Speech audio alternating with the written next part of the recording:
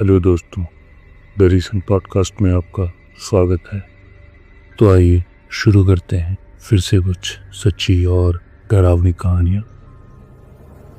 मेरा नाम ऋषिकेश है और मैं उत्तर प्रदेश के गाज़ियाबाद शहर का रहने वाला हूँ। ये कहानी 2023 की है, जब मैं अपने भाई आयुष की मौत के बाद देहरादून के वापस घर आया। हमारा घर वो जहां दीवारों से ज़्यादा फटे हुए रिश्ते दिखते थे। 2018 में मैं नशे की लत छोड़ने देहरादून गया था। वहाँ 3 साल रहा, पर 2023 में आयुष की हार्ट अटैक से अचानक मौत हो गई। घर वापस आया तो पापा किसी और औरत के साथ भाग चुके थे। दादी माँ को कोविड ने 2020 में हमसे दूर कर दिया। ऐसे लगता था इस घर को किसी की नज़र लग गई थी। हमारा पुराना किराए का मकान मेरठ के एक कोने में था। वहाँ रात को दरवाजे खुद ब खुद खटखटाते, छत से बच्चों के रोने की आवाज़ आती। मेरी बहन काव्या ने एक बार अलमारी से जानवर की गुर्राहट सुनी थी। और सबसे डरावना वाकया माँ के साथ हुआ। पिछले साल एक दिन माँ ने मुझे सोफे पर बैठे देखा। पूछा, काम पर नहीं गया? मैंने जवाब दिया, नहीं, घर पर हूँ। शाम को जब मैं ऑफिस से लौटा तो माँ ने झल्ला कर कहा, दोपहर को तूने मुझे झूठ क्यों बोला? मेरे तो रोंगटे खड़े हो गए। मैं तो पूरा दिन बाहर था, मैं काम पर गया था। फिर माँ किसको देख रही थी? माँ का के पापा यानी मेरे नाना जी, उनके शहर, वो बुलंद शहर से थे। वहाँ वो तांत्रिक के पास जाया करते थे, जो कहते थे उन्हें काला जादू सीखने की कोशिश की थी। 2005 में उनकी मौत हुई तो उनकी डायरी में अजीब चिन्ह मिले, जैसे कोई शैतान को बुलाने की कोशिश कर रहा हो। माँ ने बताया, एक रात वो टॉयलेट जाने निकली थी तो लिविंग रूम में कोई कंबल ओढ़कर सोया हुआ था। सुबह काव्या से पूछा तो उसने कहा, कल तो कोई मेरे साथ नहीं आया।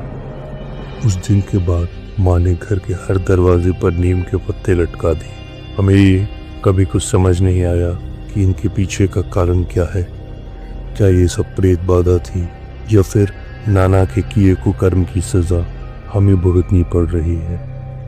गांव के पंडित ने कहा था, जो लोग तंत्र मंत्र से धन पाते हैं उनकी तीसरी पीढ़ी तक अभिशाप रहता है। शायद मैं वो तीसरी पीढ़ी हूँ। अगली घटना। मेरा नाम अमित है और मैं उत्तर प्रदेश के गाज़ियाबाद शहर का रहने वाला हूँ। ये वाकया 2010 का है, जब मैं सिर्फ 6 साल का था। उस दिन हम पूरा परिवार, माँ पापा, मेरी बड़ी बहन रितिका और छोटा भाई अंकित नोएडा के वेव वाटर पार्क घूमने गए थे।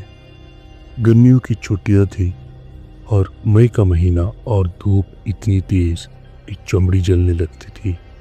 दिन भर पानी में कूदते उछलते थककर हम शाम को घर लौटे। सबने नहा धोकर रात का खाना जल्दी खाया। कमरे में एक बड़ी सी पलंग थी जहां हम पांचों सोते थे। मैं सबसे पहले सो गया, शायद 7-8 बजे के करीब। लाइट ऑन थी क्योंकि बाकी लोग अभी बिस्तर पर चादरें बिछा रहे थे। मुझे याद है, मैंने आंख खोली तो खुद को वापस उसी वाटर पार्क में पाया। चारों तरफ सन्नाटा। उस सफ़ेद प्लास्टिक की कुर्सियाँ जिन पर लोग धूप सेकते थे, सब खाली पड़ी थी। हवा में क्लोरीन की बदबू थी, पर कोई आवाज़ नहीं। न बच्चों की चीखें, न पानी के फव्वारे की आवाज़। मेरे हाथ पैर सुन्न हो गए। मैंने ज़ोर से आंखें मली और अचानक मैं अपने कमरे में वापस था। सामने बाथरूम का दरवाज़ा दिख रहा था और पंखे की एक क्लैक आवाज़ सुनाई दे रही थी। मैं ज़ोर से चिल्लाया, माँ, मैं वाटर पार्क में फंस गया था। पापा ने हंसकर कहा, सपना देख रहा है बेटा। पर माँ ने मेरे माथे पर हाथ रखते हुए कहा, कहीं नज़र तो नहीं लग गई? कल हनुमान मंदिर चलेंगे, ठीक है? उस रात के बाद मेरे हाथ में काला धागा। हमारे यहाँ कहते हैं जिन जगहों पर बहुत भीड़ रहती है वहाँ भूत प्रेत छिपे रहते हैं। शाम ढलते ही वो खाली जगहों पर घूमने निकल आते हैं। शायद मैंने उनमें से किसी को देख लिया था। मेरा नाम रिया है, उम्र 24 साल और मैं शिमला, हिमाचल प्रदेश की रहने वाली हूँ।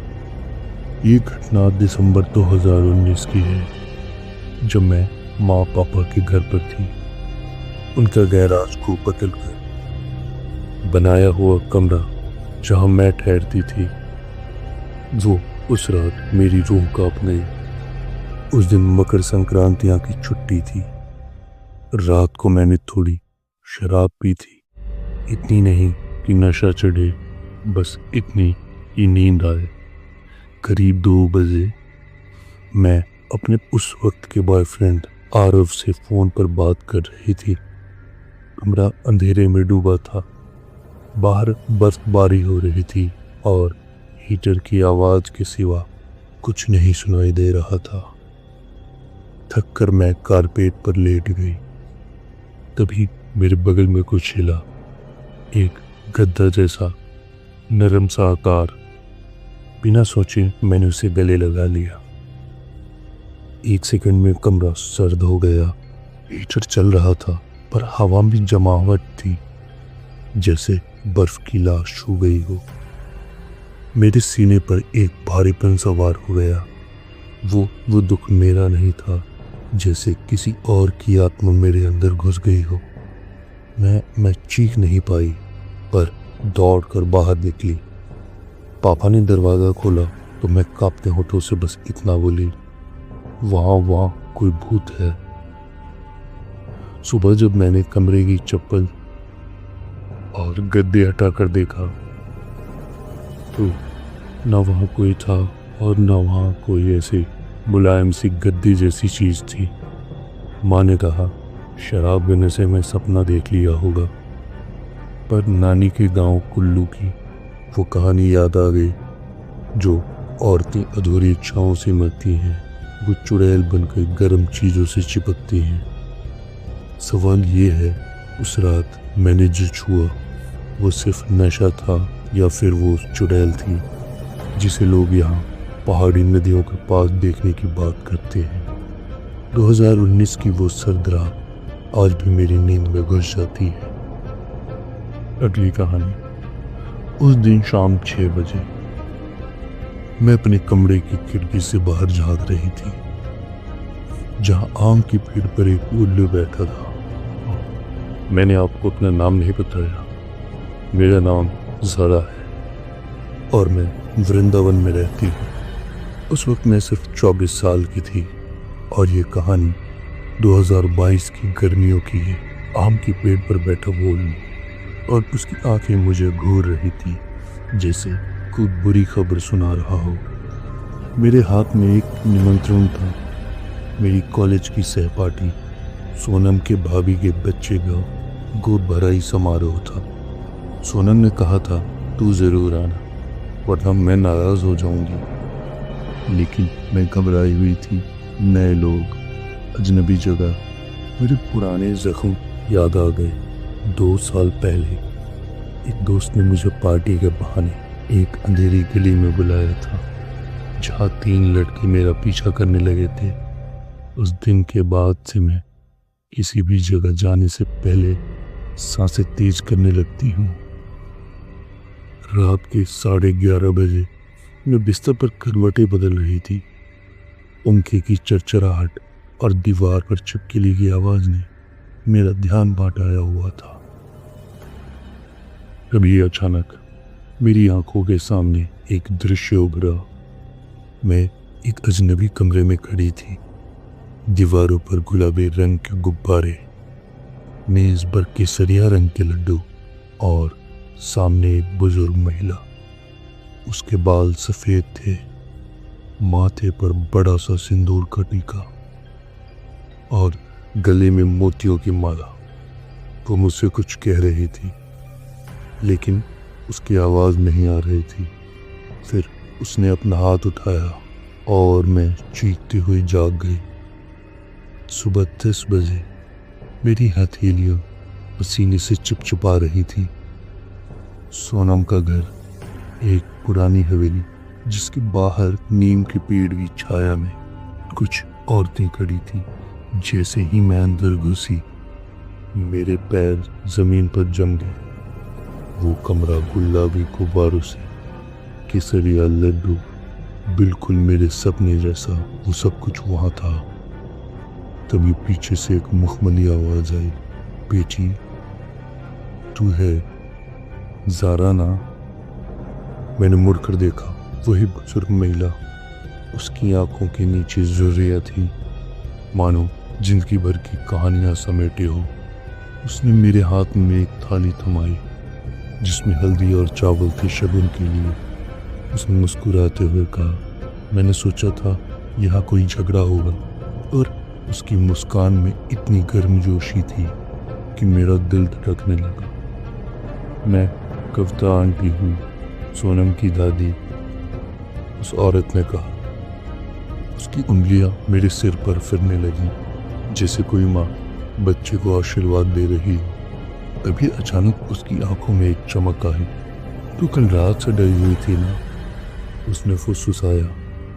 ये सुनकर मेरे रोंगटे खड़े हो गए। उसे कैसे पता? कमरे का पंखा चरचरा रहा था। कविता आंटी ने मेरे कान में कहा, मैं भी तेरी तरह थी जवानी में। एक बार मैंने सपना देखा था, मेरे पति का अंतिम संस्कार। 2 दिन बाद वो बीमार पड़े, पर मैं उन्हें बचा लिया। उसके हाथ मोतियों के माला पर थी, और ये बात कहते हुए उसकी आवाज़ कांपी। हमारे परिवार की औरतों को ये वरदान है, या शायद अभिशाप। तभी सोनम ने हंसते हुए आवाज़ लगाई, दादी ज़ारा को मत डराओ। पर कविता आंटी की नज़रें मुझसे नहीं हट रही थी। उसने मेरी हथेली पर एक निशान दिखाया, एक तारे की आकृति का। ये निशान तुम्हारे जन्म के वक्त आया था ना? मेरी सांस रुक गई। ये निशान जिसके बारे में माँ ने बताया था, मैंने इसे कभी किसी को नहीं दिखाया। शाम के 5 बजे समारोह खत्म होते होते कविता आंटी ने मुझे एक लाल कपड़े में लिपटी मूंग की दाल दी।